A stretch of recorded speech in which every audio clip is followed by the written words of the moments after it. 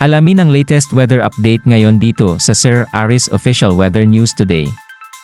Wala pa rin naman tayong binabantayang anumang bagyo or low pressure area sa loob at labas ng ating Philippine Area of Responsibility.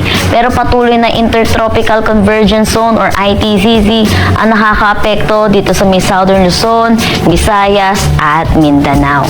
Dahil dito asahan natin makakaranas ng maulap na papawirin na may mga kalat-kalat na pag-ulan dito sa may Mimaropa, Western Visayas, pati na rin dito sa may Zamboanga Peninsula.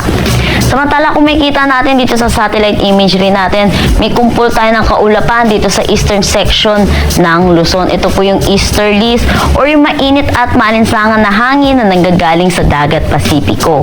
Dahil dito, asahan natin makakaranas ng maulap na papawirin din na may mga kalat-kalat na pag-ulan dito sa may Quezon, Aurora, pati na rin dito sa may Bicol region.